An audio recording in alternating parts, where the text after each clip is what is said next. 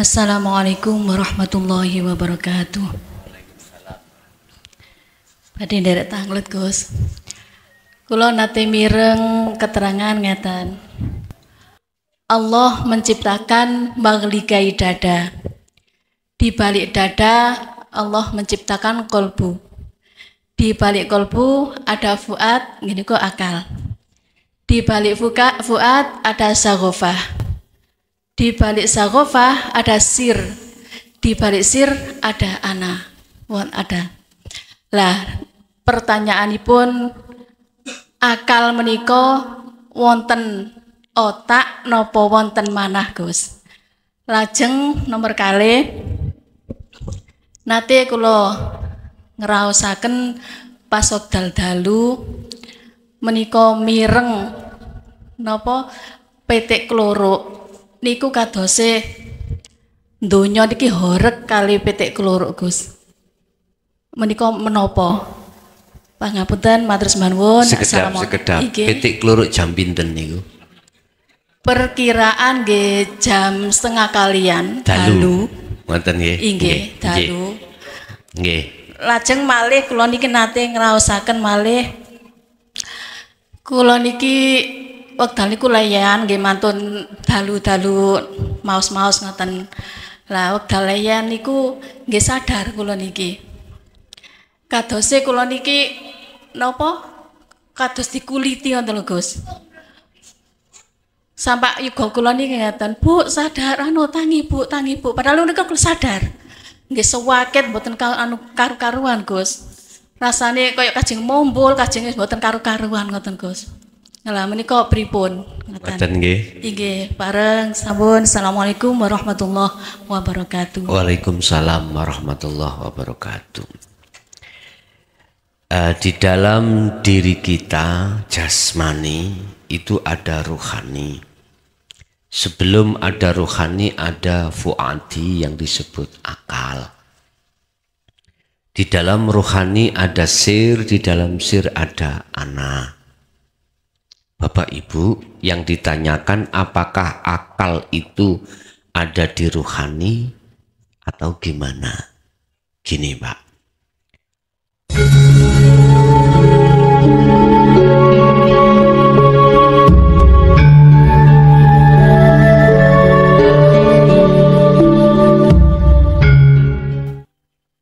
Assalamualaikum. Waalaikumsalam warahmatullahi. Inggih, saking saking pundi Pak? Saking Batang. Saking Batang. Monggo, monggo sing langsung ditanyakan Pak. Dari surat Al-Baqarah yang terakhir lillahi ma fis sama dilakhiri niku mohon mana mutasabat. Coba dibaca Pak, coba artinya di anu. Lillahi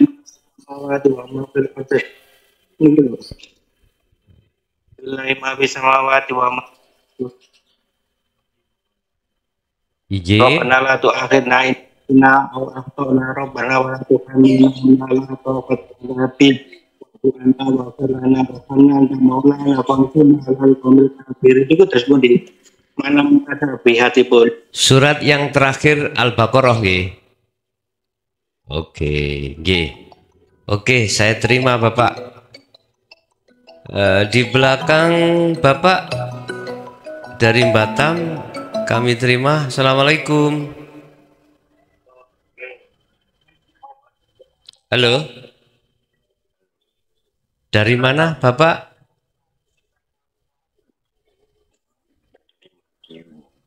Dari Madiun. Ya langsung yang ditanyakan Bapak.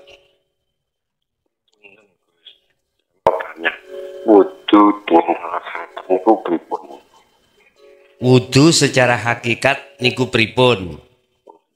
Nggih, siap. Waalaikumsalam warahmatullahi wabarakatuh. Nggih. Pertanyaan dari Ibu Samarenda tadi belum bisa kami jawab Bu, karena apa namanya suaranya yang kami tangkap kurang jelas. Ini yang sudah masuk lagi, kami terima. Assalamualaikum.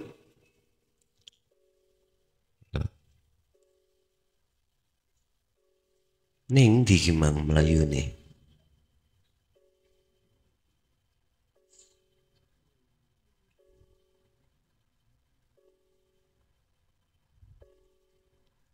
Endi kau nang ini?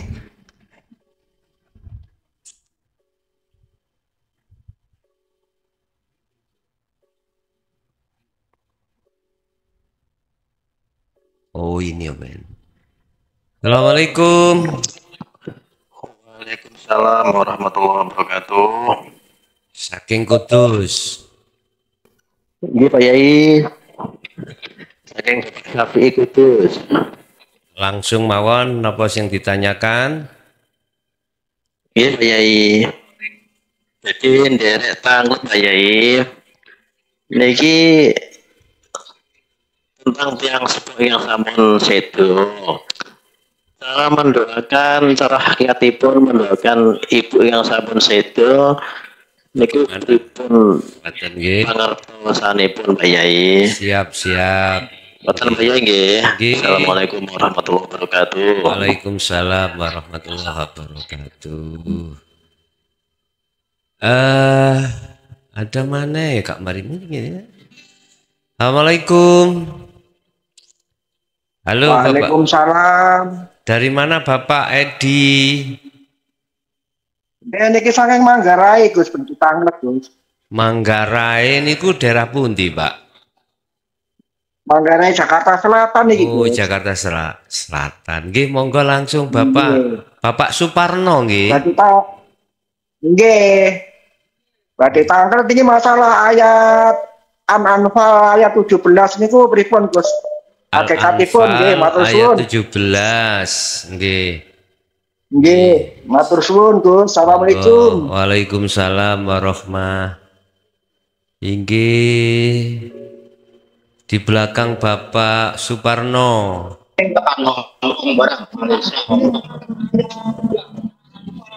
Halo Bapak. Assalamualaikum. Halo, assalamualaikum. Waalaikumsalam. Waalaikumsalam. Ini Gus mau nanya. Saking bundi niki Masalah saking Pak Rusmanto Prodeti Ngerobokan. Oh nggih, langsung Bapak. Nah masalah zikir asal saya menggunakan ini dari ingsun Allah, sifat ingsun Allah, wujud ingsun Allah, asma ingsun Allah, apa ingsun Allah itu pripun sakit namun. Ngoten nggih. Sampun Pak nggih. Di belakang Bapak Gerobokan Pak Sugiarto. Waalaikumsalam. Saking pundi Bapak? Saking pundi? Makassar Gus. Makassar. Langsung pitangonipun pertanyaan. Nggih. Pertanyaane ngeten Gus. Napa bedane syafaate Allah kali syafaate Rasulullah Gus? Ngoten. Penjelasane Gus. Inggih siap. Bu ampun. Sampun nggih? Nggih. Nggih, Bu. Nggih.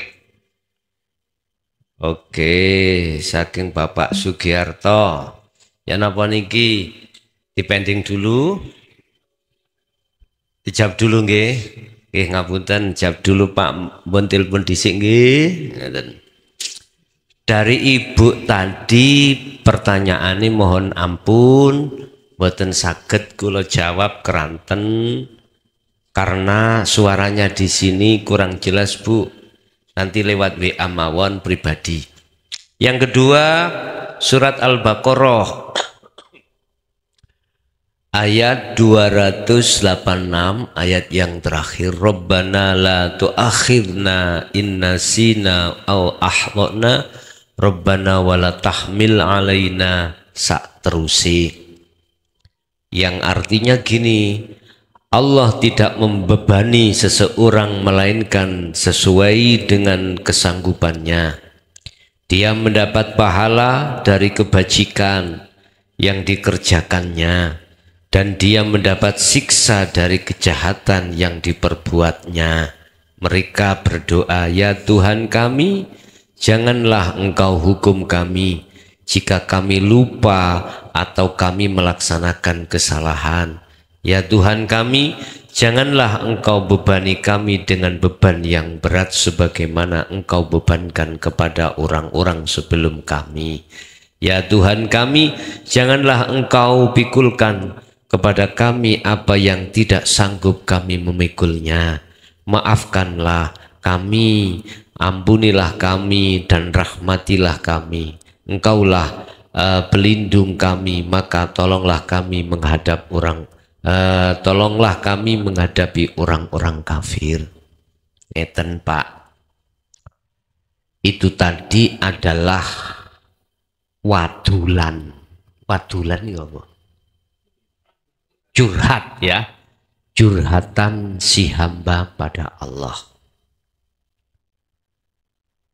Hamba yang di mana, yang dimaksud ini, yang duduk di mana, sehingga tidak terjadi yang namanya penyiksaan dan tidak memikul berat yang tidak dia kuat. Mohon maaf Pak, manusia digolongkan Allah menjadi dua golongan. Pertama adalah golongan ahli hijab. Ahli hijab walaupun itu ujian itu ringan, tetap rasanya berat. Tidak mau sebetulnya dia menerima ujian. Tidak mau. Tetapi bagi ahli suhud, ujian seberat pun itu akan menjadi ringan karena dirinya tidak merasa yang melakukan. Ini letaknya. Mengapa Allah tidak memberikan beban yang tidak dia itu mampu?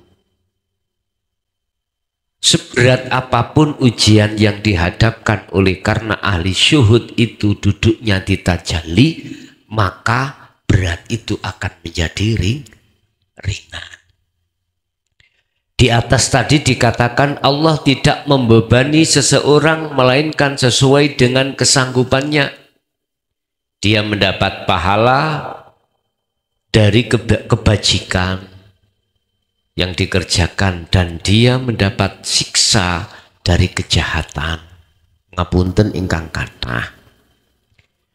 Oleh karena ahli syuhud itu sudah tidak ada pengakuan apapun bentuk perilaku yang terjadi, itulah akan menjadi ringan.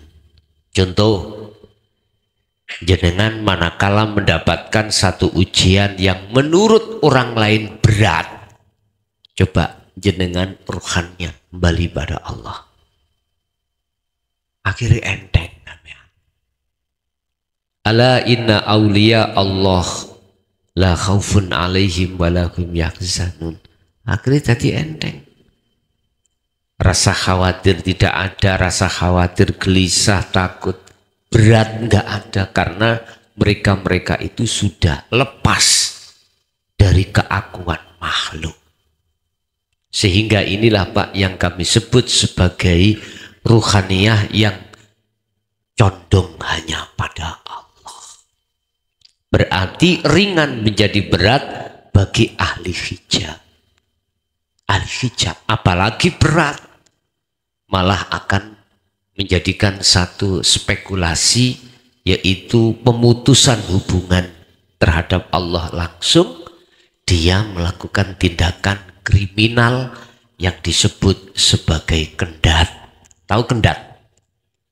Inilah kriminal tuh sini ya, kendat. Jadi wis kriminal pribadi nih, jadi wis gak mikir dan lain sebagainya. Itu namanya putus ngaisah, putus asa, cupet hatinya sudah. Jadi Bapak Ibu, khususnya yang bertanya di surat Al-Baqarah tadi, hal itu akan terjadi sesuai dengan permohonan jenengan manakala ruhaniyah jenengan itu condong pada Allah. Itu yang kedua. Terus yang ketiga, yang ditanya tentang jenengan di gerobokan tadi, ya. Oh, wudhu secara hakikat dari Madiun, mohon maaf.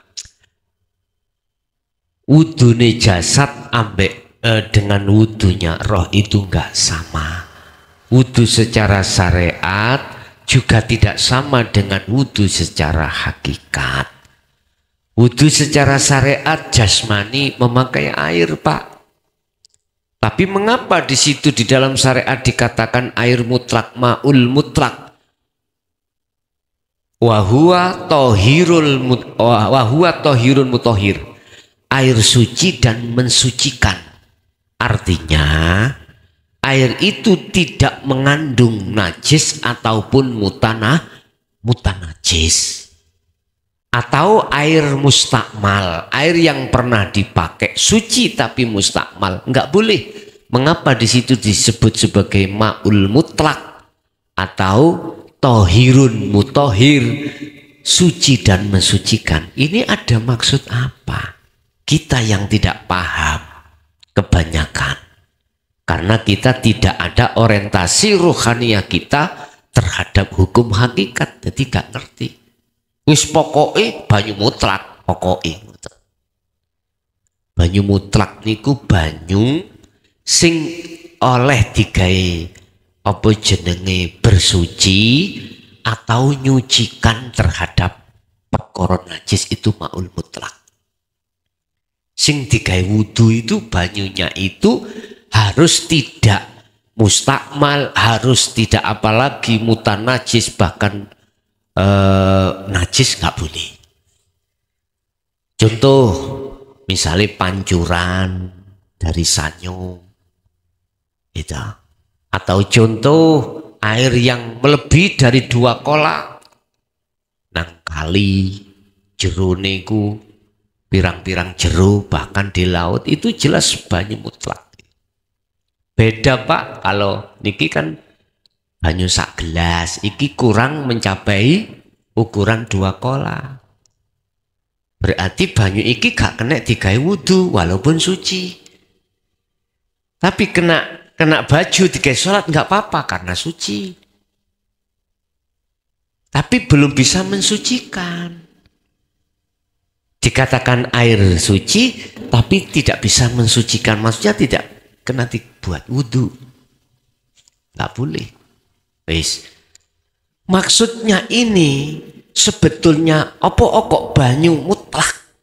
Itulah maksud daripada wudune roh iki mang secara hakikat. Gak nganggo banyu yang wujudnya banyu, bukan. Airnya itu terdiri dari ilmu, amal, istiqomah yang disebut takwa. Dengan takwa itulah yang akan mensucikan kotorane najise ati utoroh. Ini wudunya. Berarti bagaimana caranya wudunya roh? Jenengan harus bertajalli. Nah itu prosesnya dari tahalli menuju tajalli. Membersihkan, menghilangkan pengakuan diri sebagai hamba yang melakukan yang segala-galanya, setelah itu menetapkan akunya Allah atau hidup itu. Itu caranya bersuci secara hakikat atau wudu secara hakikat. Yang keempat, apa tadi? Cara mendoakan orang tua yang sudah meninggal. Itu bagaimana, Pak? Kembali lagi kepada sistem ayat yang mengatakan ud'uni astajib lakum. Petu ono Allah dhisik. Makrifato ketika saat jenengan berdoa. Contoh. Umpama sampean berdoa dengan membaca surat Fatihah ditujukan pada orang tua. Atau berdoa dengan bahasa ini ada.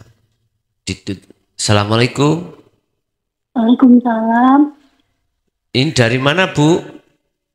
Dari Ibu RDA, Pak. Dari Aceh. Iya, Pak. Iya, Iya, ini Pak. langsung, Ibu. Iya, Pak. Kami kan ini Pak, ada Bapak bilang kalau kita jaga makanan dari yang haram.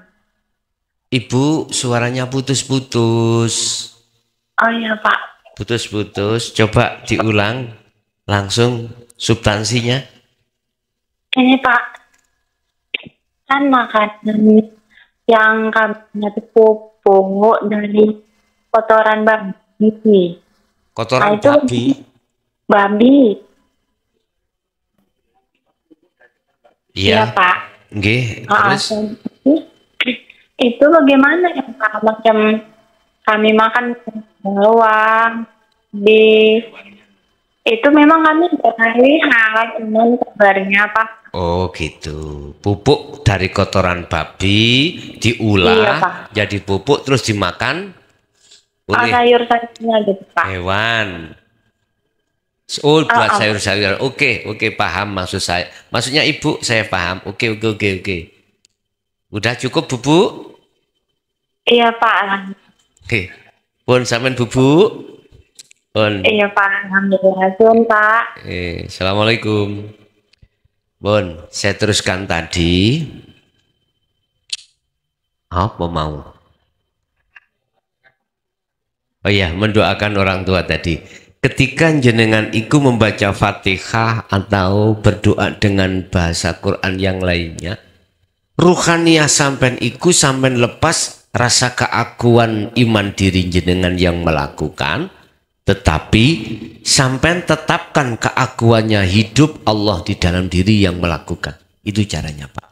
Udauni marakosi petu ono aku disi. Allah iku sampean petu disi makrifato.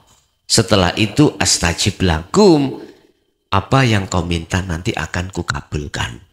Intinya kita mau mengambil sesuatu, minta sesuatu, harus ngomong dulu dong medui terhadap yang memiliki. Itu berarti ruhaniyah kita harus makrifat Allah dulu. Caranya tajalikan apa yang terjadi pada diri Anda. Jangan takholikan. Merasa diri kita ada, merasa diri kita yang berdoa, merasa diri kita yang mengirim doa, hilangkan. Tetapkan rasa iman keakuan Allah itu sendiri. Selanjutnya,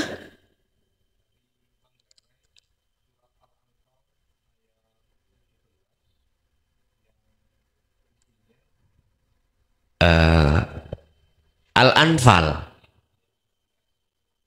Al-Anfal. Oh iya. Iya. Jadi melempar. Itu secara syariat ada kaitannya dengan peperangan, Pak, ya. Ketika zaman Rasulullah dan para sahabat perang melawan orang kafir. Lah, ini secara mutasabihatnya bisa diterima hanya golongan yang sudah duduk di hakikat makrifat, Pak. Imannya karena hanya pada Allah. Beliau-beliau itu tidak melihat makhluknya. Tapi beliau-beliau basirohnya itu, mata hatinya itu melihat hidup yang berlaku. Dan hidup itu tidak ada makhluk satupun yang memiliki. Nggak ada. Hidup itu yang memiliki cuman Allah. Cuman Allah. Ayat ini bisa difahami dan berlaku bagi hanya golongan yang ruhaniyahnya sudah makrifat pada Allah. Apapun itu yang terjadi, Pak. Satu contoh, jenengan melempar batu. Koyoke sepertinya kita makhluk. Tapi kalau kita urai yang sebenarnya, di dalam diri kita itu ada siapa? Hidupnya siapa? Jelas Allah. Hidup itu berarti yang melempar sesungguhnya adalah Allah. Niki maksudnya ada di situ, Pak. Ditegaskan surat Al-Anfal ayat 17 ya tadi ya. Surat Al-Anfal ayat 17. Di situ dikatakan, coba saya lihat, falam taqtuluhum walakinallaha qatalahum.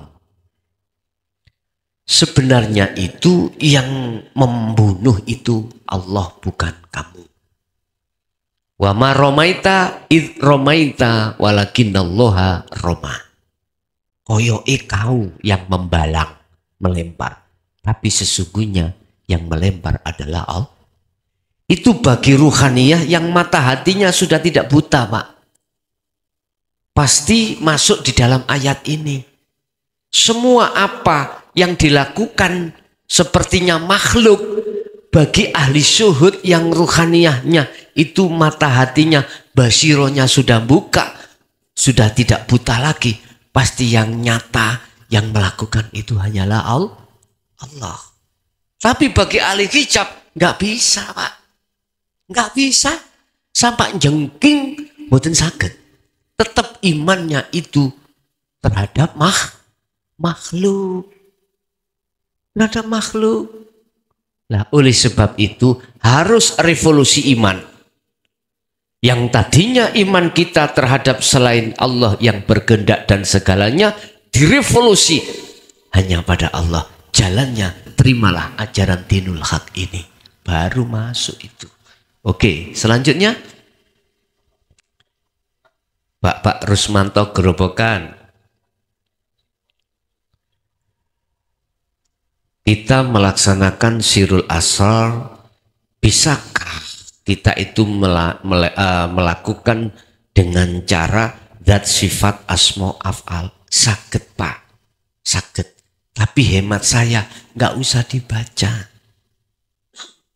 Jalan yang pintas, namun ngeten, Pak. Bagaimana caranya ruhaniyah jenengan iki sudah tidak muncul akunya makhluk. Akhirnya muncul akunya Allah, digambarkan zatullah, sifatullah, asmaullah, af'a. Ini kita jali mutlak. Saged, Pak. Saged. Tapi gak usah diwirid nek maksud kula. Cukup ruhani sampean iku mau diem, tapi imannya itu berjalan. Tapi bila mana, kalau nek mboten katik, saya wirid kurang pas, kurang lego, nggih monggo. Sebab zatullah, zat ingsun, sifat ingsun dan lain sebagainya, ingsun Allah, itu adalah sebuah aurat, sebuah wirid. Yang wirid itu substansinya, intinya di dalam hatinya jenengan iki muncul akunya Allah. Boleh lewat situ, boleh. Tapi nek sampean wirid iki sok dadi ilmu sabda larangan, Pak. Bulete ana muka safa. Apa sabda larangan? Yaiku pamanden. Ngerti pamanden? Ngomong iku mandi. Aja nang embong ketebluk montor lho. Meksa ketebluk montor temenan. Sebab ketika saat ngomong iku yang muncul akunya Allah. Iki engko muncul karomai, engko sampean bingung. Khawatirku engko dibonang anake orang dekat. Meling-meling perot lho, perot temenan. Iki khawatir ya ngono. Wis cukup ae ning ngati iku mang substansinya iku mang dilaksanakan. Yaitu berbentuk iman keakuannya Allah, keakuannya Allah. Nah iki gak gampang muncul nanti, gak gampang muncul sabda larangan niku mengki penak. Ngoten. Nggih. Selanjutnya dari Makassar, perbedaan syafaat Allah dan syafaat Rasulullah itu bagaimana? Sebetulnya la farqa bainahuma, enggak ada bedanya. Tapi bukan berarti Rasulullah punya syafaat. Enggak. Saya mengatakan hukum asli. Yes. Asli. Asliku original. Ya. Original. Ono sing gak asli.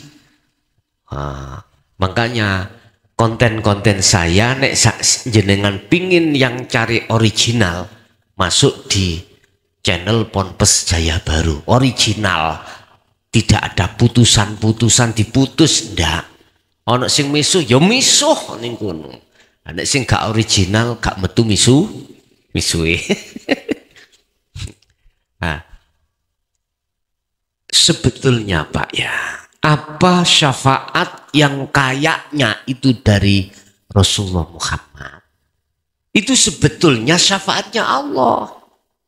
Tinggal kita memandang dari mana. Kalau memandangnya dari basiroh, jelas syafaatnya Allah. Tapi oleh karena kita memandangnya dari basariyah, mata dohir, makhluk. Makanya saya tanya, Muhammad bin Abdullah, makhluk apa? Khalik, makhluk. Kita juga makhluk. Semua makhluk. Makhluk itu tidak akan pernah bisa memberikan pertolongan terhadap makhluk lain manakala Allah tidak menghendaki atau mengizini.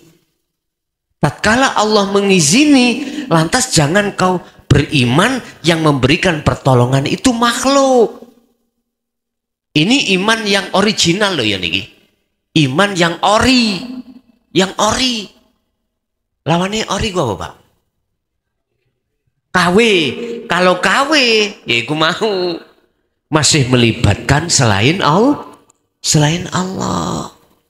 Jadi terserah jenengan. Pingin iman KW apa ori. Terserah. Ori lho Pak, murah Pak.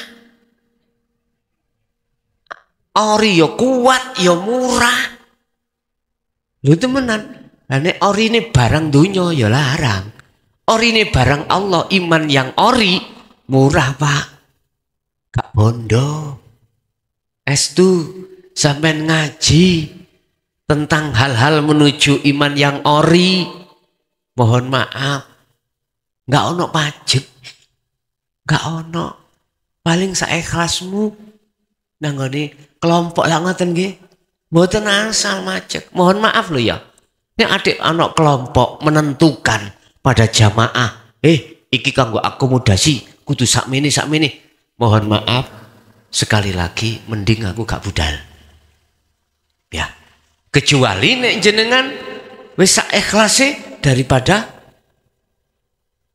jamaah, monggo silakan.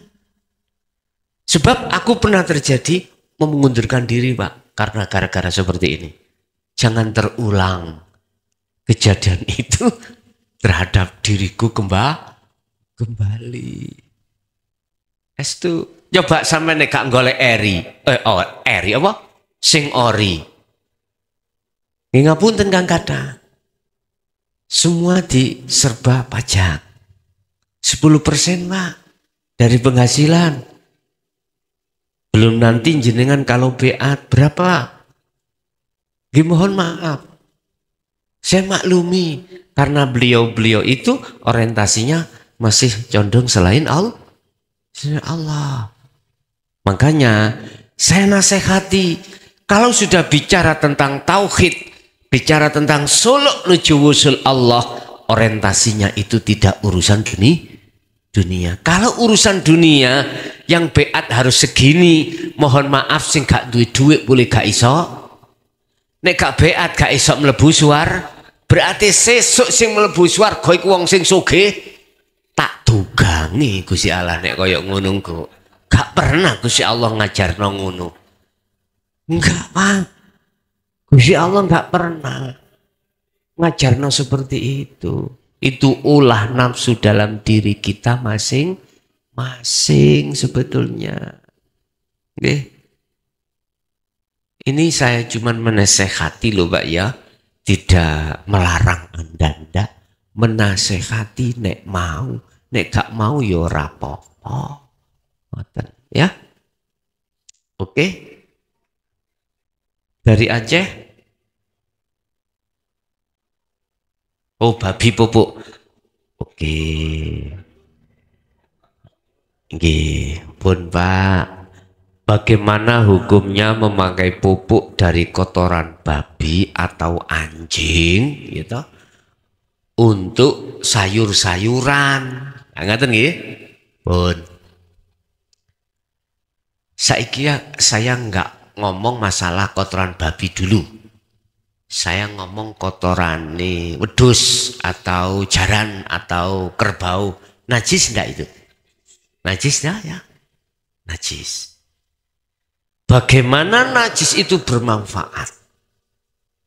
Kita gunakan sebagai Pak Tani untuk memupuk terhadap tanaman. Itu pun gak rupa letong, gak rupa kotoran, mungkin sudah berbentuk tanah.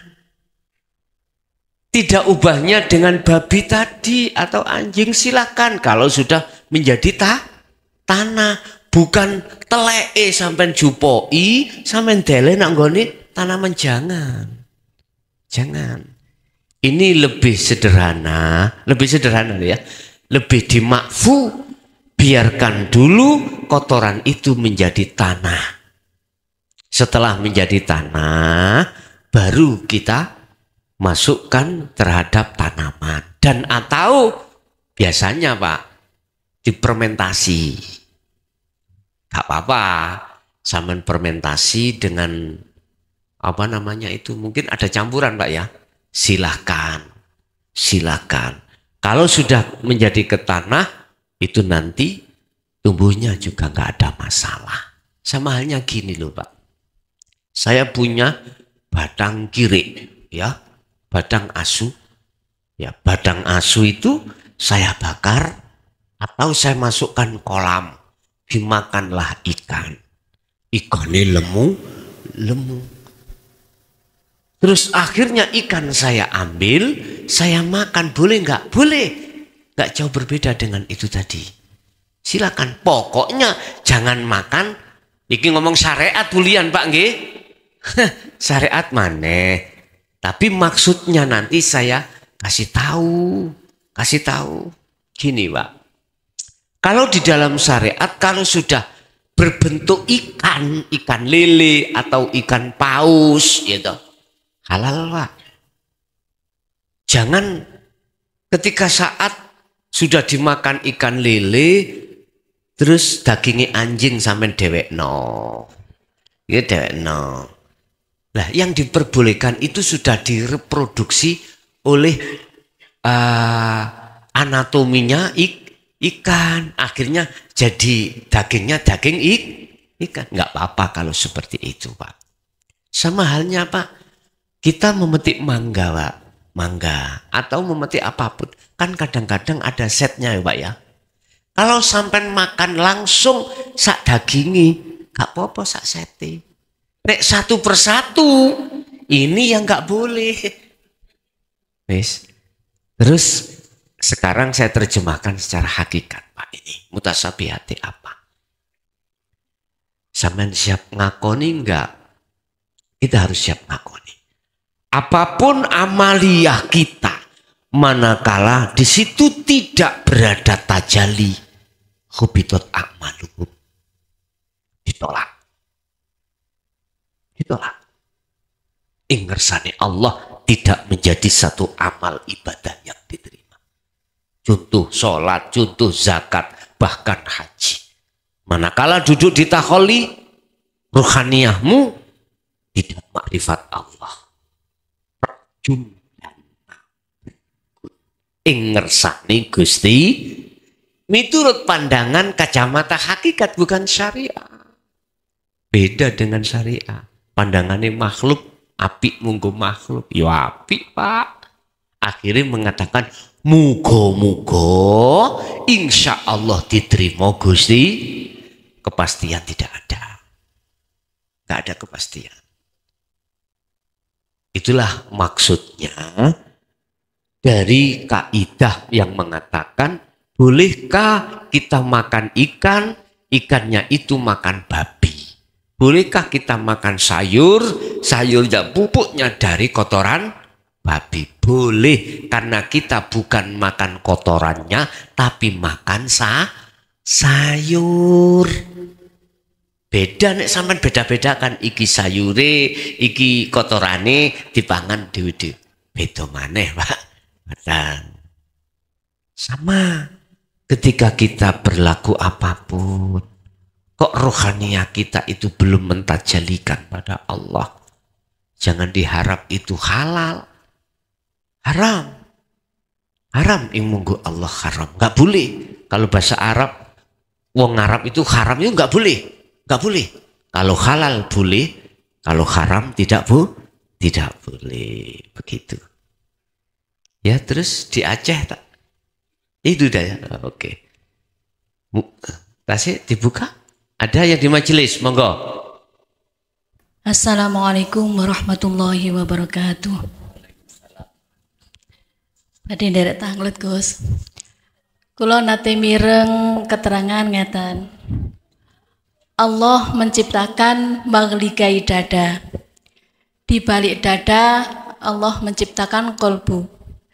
Di balik kolbu ada fuad, gini kok akal.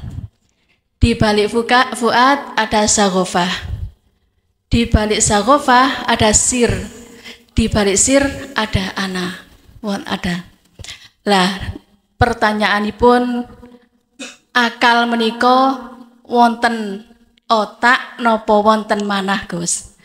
Lajeng nomor kalih nate kula ngraosaken pas wekdal dalu menika mireng napa petik klorok niku kadose donya niki horeg kali petik klorok, Gus. Menika menapa? Pangapunten matur nuwun. Sekedap. Petik klorok jam pinten niku? Perkiraan nggih jam 1:30 dalu. Ngoten nggih. Inggih, dalu. Nggih. Lajeng malih kula niki nate ngraosaken malih kula niki wekdal niku layan nggih mantun dalu-dalu maos-maos ngoten. Lah wekdal layan niku nggih sadar kula niki. Kadose kula niki napa? Kados dikuliti ngoten lho, Gus. Sampai yuga kula niki ngeten, Bu, sadar tangi Bu. Padahal niku kula sadar. Nggih sewaket mboten karu-karuan, Gus. Rasane kaya kajeng mombol, kajeng mboten karu-karuan ngoten, Gus. Lah menika pripun? Ngoten nggih. Nggih, bareng sampun. Assalamualaikum warahmatullahi wabarakatuh. Waalaikumsalam warahmatullahi wabarakatuh. Di dalam diri kita jasmani itu ada rohani. Sebelum ada rohani ada fuadi yang disebut akal. Di dalam rohani ada sir, di dalam sir ada ana. Bapak Ibu, yang ditanyakan apakah akal itu ada di rohani atau gimana? Gini Pak. Qad khalaqnal insana fi ahsani taqwim. Pertama gitu. Summa rodatnahu asfalasa filin illa, ada ilanya. Illal ladzina amanu dan seterusnya. Sebetulnya aku menciptakan manusia, sungguh aku ciptakan manusia itu dengan sebaik-baiknya. Ini posisi kita Pak ya. Ketika saat kita belum akil balik. Ahsani takwim. Betul-betul. Rohaniah itu condongnya hanya pada Allah. Rohaniah loh, bukan jasmani loh ya. Nek jasmani ono sing pakai HP, ono sing nangisan, ombelen, ono sing wis idiot, ono macam-macam. Ya kita jangan melihat jasmaninya. Lihat ruhaniyah niku beliau aksani takwim. Tapi kemudian summa asfalasa filin. Dijatuhkan serendah-rendahnya. Karena apa? Karena kita mengikuti kesukaan hawa nafsu. Kita berjalan ruhaniyah itu di atas jalan nafsu. Ingat, manusia makhluk yang paling sempurna sehingga disebut insanul kamil. Secara syar'i mengatakan manusia itu tidak hanya akal tetapi juga nafsu. Beda nek hewan nafsu saja. Beda kalau malaikat akal saja. Barang siapa yang ruhaniyahnya itu dikuasai akal, maka derajatnya lebih tinggi daripada malaikat. Iki ngomong syariat dulu.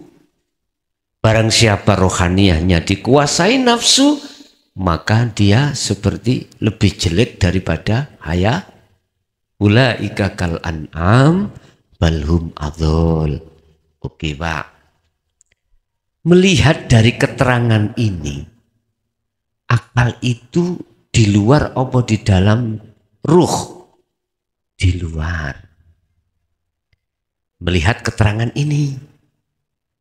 Melihat keterangan ini, akal dengan nafsu itu di samping ruhaniyah. Di samping ruhaniyah. Bisa dikatakan mengiringi. Tapi bagaimana kalau kita tarik dari ajaran dinul haq? Ada sifat basariyah, ada sifat basiroh. Basariyah diduduki nafsu nafsiyah lawamah amaroh. Basiroh diduduki nafsu lawa aluamah dengan mutmainah. Kedua sifat ini bertentangan. Satu mengajak menghadap terhadap selain Allah. Satu mengajak menghadap pada Allah.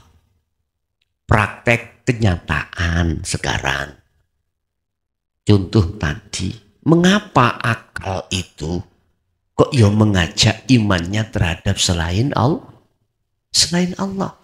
Buktinya Pak, ketika saat terjadi banjir itu tadi akhirnya longsor, ruhaniyah yakin kalau yang menjadikan sebab musabab hukum, sebab musabab jatuhnya yang namanya tanah itu disebabkan air. Loh, mengapa akal kok mengajak seperti itu? Yun sewu, bahasa al-fu'ad itu nek sampean terjemahkan akal miturut syariat ono njobo. Bahasa al-fu'ad nek sampean terjemahkan secara hakikat itu angen-angen, yaiku iman di dalam hati jenengan. Iman yang bagaimana? Iman yang masuk di ranah sifat basiroh. Sedangkan sifat basiroh itu mengajak rohaniyah supaya beriman hanya pada Allah yang segala-galanya. Barang siapa yang rohaniyahnya dikendalikan sifat basiroh, maka terjadilah dia akan masuk di dalam sir, dan di dalam sir itulah akan memunculkan ana. Itulah yang ku maksud surat Al-Ankabut ayat 5. Mangkana yarju liko Allah. Barang siapa yang ingin mengadakan bertemu terhadap Allah, fa inna ajalallah la'at. Allah akan berjanji, waktunya ditentukan Allah untuk bertemu. Ini janji Allah. Terus caranya untuk menghantarkan keinginan bertemu Allah itu bagaimana? Sistem Al-Kahfi ayat 110. Pertama, kuwi kudu laku tahalli tajali yang disebut fal ya'mal amalan sholihan. Kedua, wala yusyrik bi ibadati rabbi ahada, ketika jenengan iki kholwat berzikir selain daripada akunya Allah tiadakan. Artinya aku kita yang melakukan lekas pedoten, gak usah ikut, tetapkanlah semua yang berlaku ketika dirimu yang kayaknya zikir, tetapkan semuanya yang memperjalankan adalah Allah. Itu berarti wala yusyrik, jangan menyekutukan Allah ketika saat kau beramal sholihah itu tadi. Jadi Bu, itu yang pertama. Jadi akal kalau kita tarik dari si syariat ning jobone, tapi kalau kita tarik al-fuad ning gone hakikat, berarti itulah imanul haq. Duduknya ada di su'aul basirah, berarti di dalam sirul asrar menemui terhadap anak tadi. Itu yang pertama.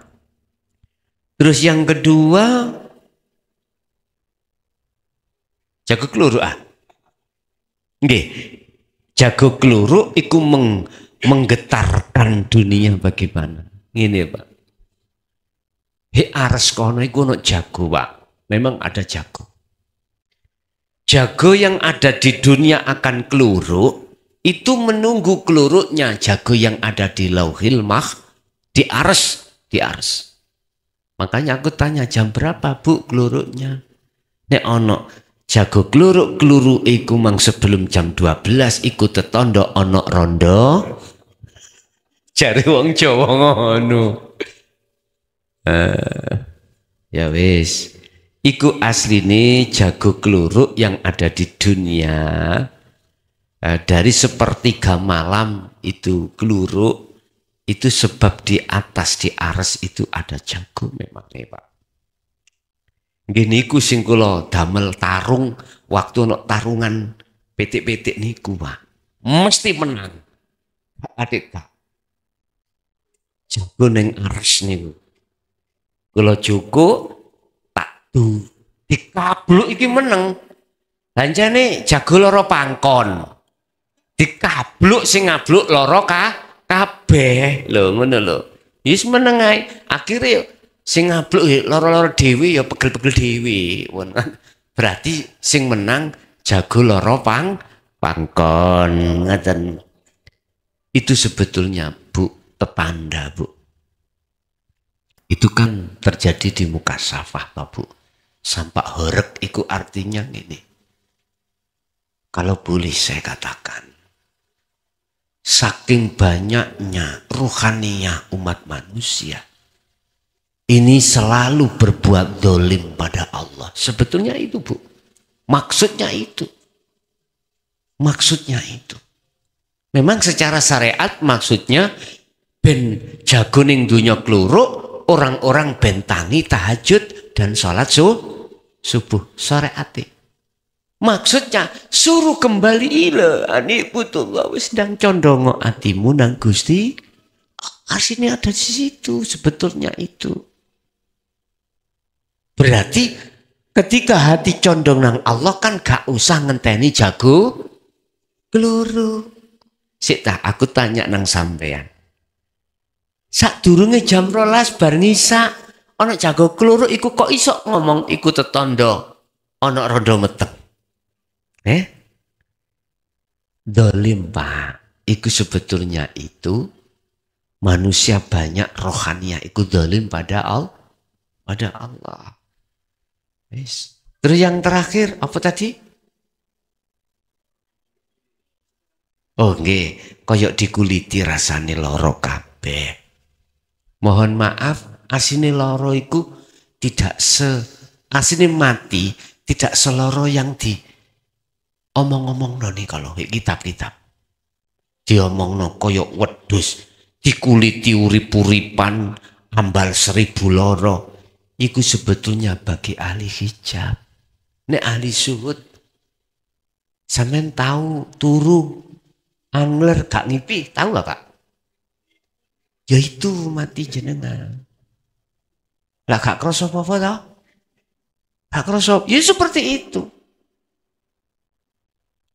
Rasulullah sendiri juga mengatakan dalam hadisnya memang secara syariat bayuh lorone sampak-sampak mayat iku nek mengane nek ngosoki alon-alon iku loro. Lah ngono nggih.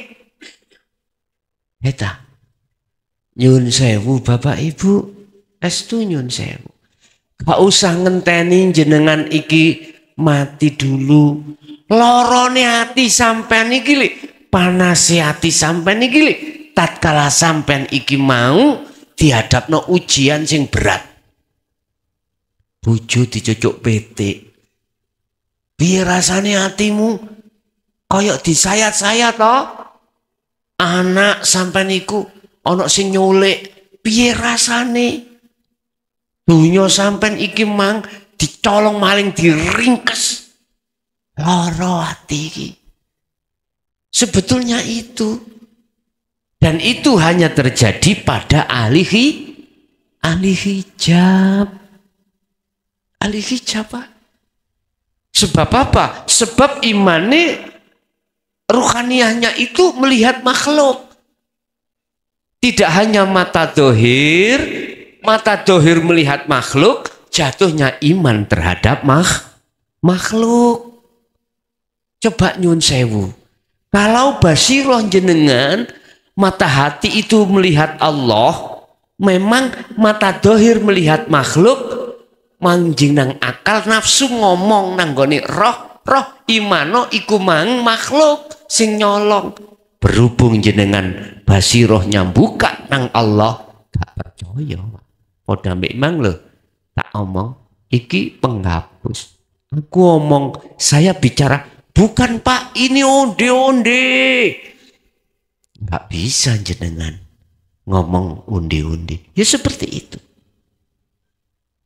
Seperti itu. Hukum syariat tetap mengatakan yang berlaku itu adalah makhluk atas izin Allah. Masih berserikat. Tapi ruhaniyah enggak boleh. Tetap ana. Allah maksudnya itu. Wis iku mau gak usah ngenteni mati secara jasmani hakikate. Tapi mengke nek kita meninggal, artinya jasad ini sudah habis waktu umurnya di dunia. Memang Pak, ketika saat ruh itu diambil oleh Allah, ahli hijab raose bengok. Tapi ahli syuhud raose tidak. Empre ibarat jenengan yang namanya tidur, ada yang tidak bermimpi, ujuk-ujuk tiba-tiba sudah pagi. Tapi ketika saat bermimpi dikejar ular besar, ketakutan, yaitu sakitmu. Seperti itu. Padahal itu jarene ngipi, ya. Itu padahal gambaran sok mati kita sebagai ahli hijab seperti itu, Pak. Kita waktu tidur mimpi dikejar orang gendeng gawa berang, lari ndak Pak? Pasti lari. Lah apa kamu turu kok lari lo? Ya apa bos? Koyok temen. Tapi ketika saat bangun, ya Allah Pak, alah turu. Sampai ngomong kembangi, padahal itu adalah ayat, gambaran. Suk kuwi nek arep mati diparani sing jenenge apa sing mohon maaf ya. Tergantung kita ketika saat di dunia condongin nang sapa. Ya itu. Akhirnya piye anakku, piye bojoku, piye sawahku, piye. Masya Allah. dan sebagainya. Oke, ada lagi? Monggo. Terus Budi panitia yang di jalur ini dibuka atau di majelis? Monggo. Assalamualaikum warahmatullahi wabarakatuh. Saya mendapat keterangan syariat dalam menghadapi bulan puasa ini ada keterangan perlu dipersiapkan secara rohani dan fisik yang seolah-olah itu menjadi beban atau tantangan berat. Kemudian menurut saya bagi kalangan tauhid ini bisa tidak terlalu berat atau menganggap tidak terlalu menjadi beban atau tantangan yang berat. Karena menurut saya orang-orang tauhid sudah setiap hari sudah menjinakkan nafsu. Nah, anggapan yang tidak terlalu berat ini apakah meremehkan bulan Ramadan yang diagungkan oleh Allah? Begitu guys. Terima kasih. Assalamualaikum warahmatullahi wabarakatuh. Waalaikumsalam warahmatullahi wabarakatuh. Orang yang sebelum mengerti tentang kebenaran, otomatis dia akan buta dengan kebenaran dan menganggap dia posisi dalam keadaan benar. Saya ulang, orang yang belum mengenal kebenaran yang sebenar-benarnya, pasti dia akan buta dengan itu dan dia merasa sudah benar ketika saat dia diposisikan kurang benar. Otomatis menganggap luar biasa ketika saat itu. Saya kasih contoh, sebelum kita masuk di SMA, kita jelas di SMP. Sebelum kita masuk di SMP, kita masih di SD. Ketika kita belum mengerti tentang pelajaran yang ada di SMP karena kita ada di SD, mungkin pada saat itu kita menganggap sudah benar kita ada di pelajaran SD. Tapi ketika saat panjenengan sudah di SMP, apa yang berkata? Wala tiba aku biyen iku sik durung bener. Nah gitu Pak nggih? Begitu. Kok gak biyen-biyen ae? Aku langsung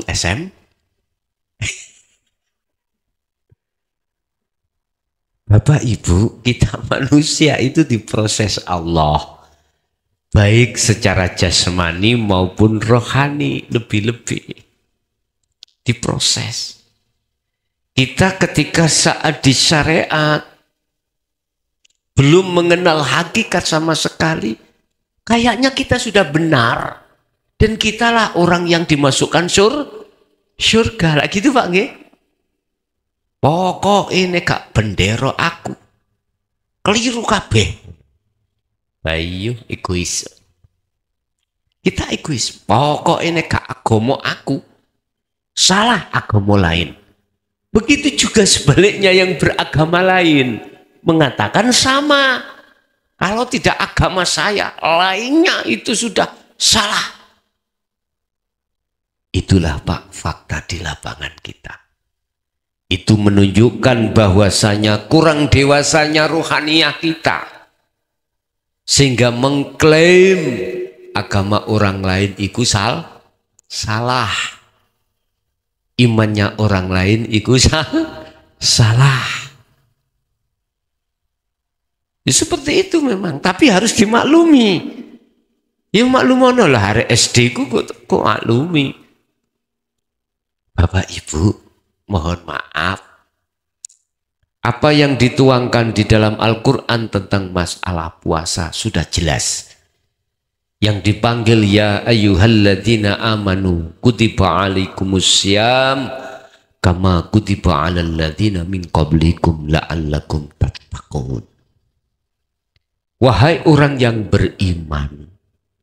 Ini nek diterjemahkan bahasa muhakamah, bahasa syariat. Ya mereka yang sudah bersyahadat, sudah ngelakoni ngelakoni perintah dan meninggalkan larangan secara fisik. Berarti disebut nurul iman. Kutiba dan wajibake alaikum ing atase sira kabeh apa asyamu poso. Kama kutiba kaya oleh den wajibake sapa alal ladzina min qablikum orang-orang yang sebelum kau. Lah iki mburine iki sing gawe tutupan ayat yang jarang ditafsirkan dengan benar. La'allakum tattaqun, supaya awakmu menjadi orang yang bertakwa. Piye iki? Jasate apa roe? Lah iki lho Pak. Menyentuh ke wilayah takwa otomatis rohaniah. Rohaniah. Ketika kita itu masih ada di wilayah pelajaran syariah, mungkin saat itu sudah mengarahkan laku jasmani iki. Lah gitu toh. Jasmani ini. Makanya jasmani nggak boleh makan di saat waktu-waktu puasa. Dimulai dari fajar sotik sampai ghurubu syamsi, maghrib. Nggak boleh.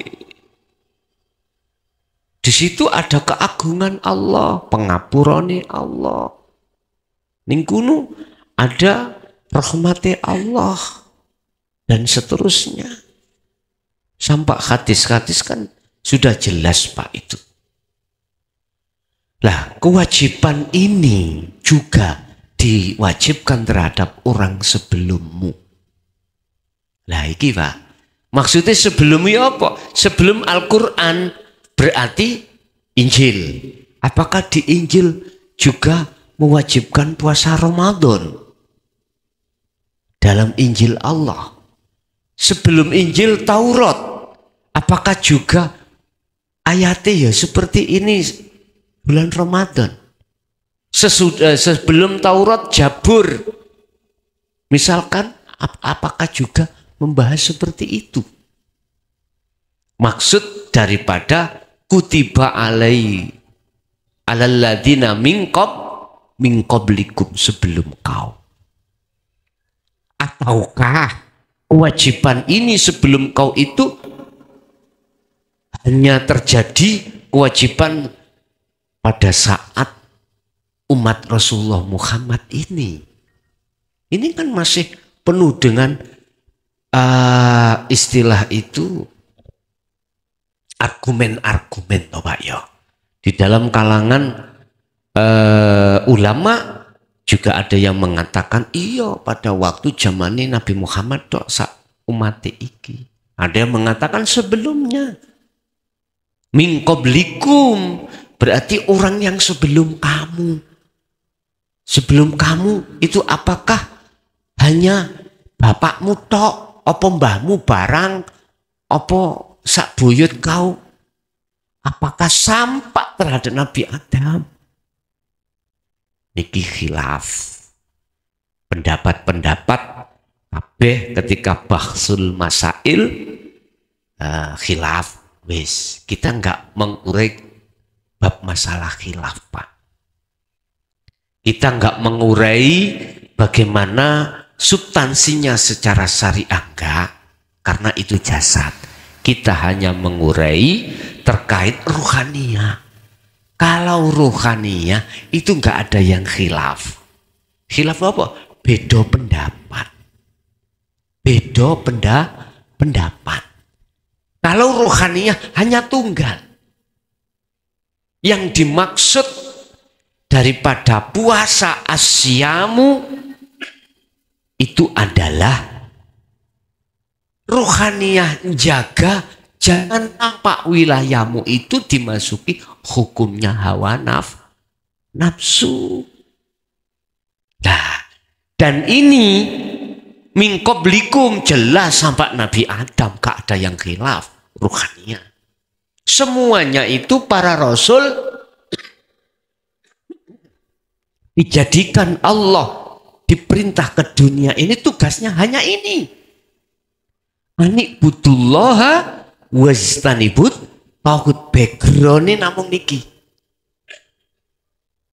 mengarahkan ruhaniyah supaya hanya ta'hab.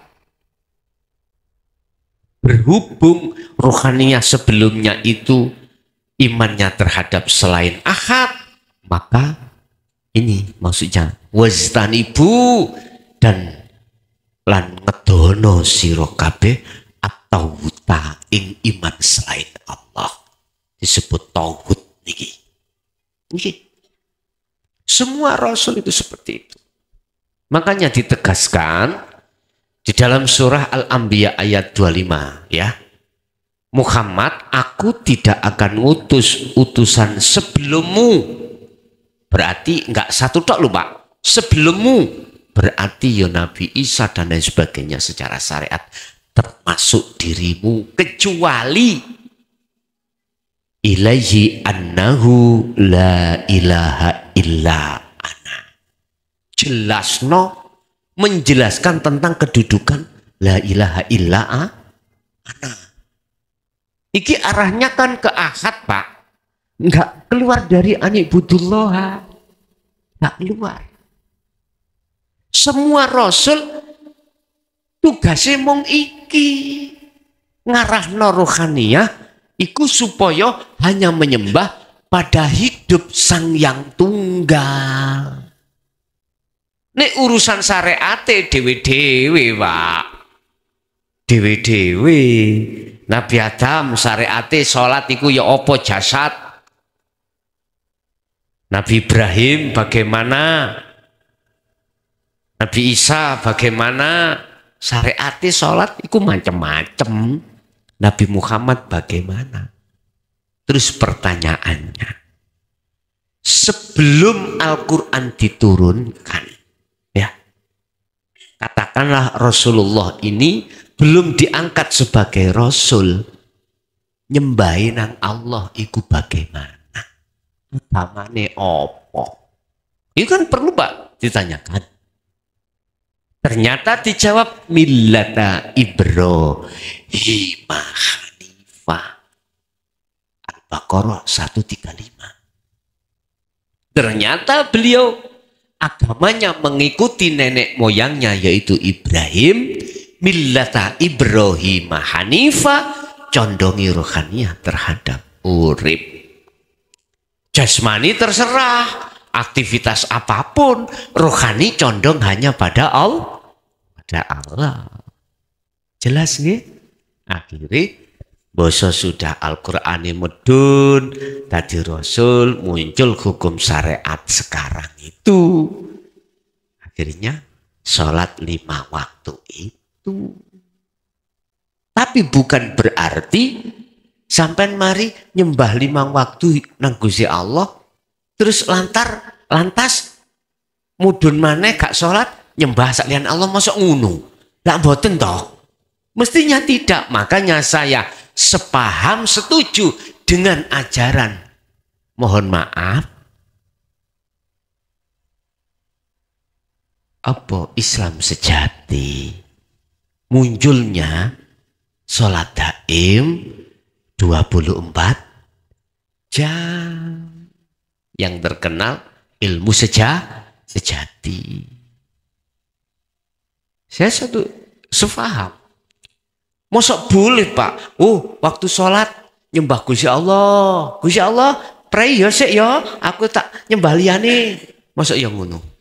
Mosok Gusti Allah sampean kuda kaya ngoten. Tak gak oleh ta? Mestinya tetap anibudullah wajtanibut. Oh. Jadi oke, berlakunya hukum ketika di syariat adalah Ramadan adalah 1 bulan yang dimuliakan.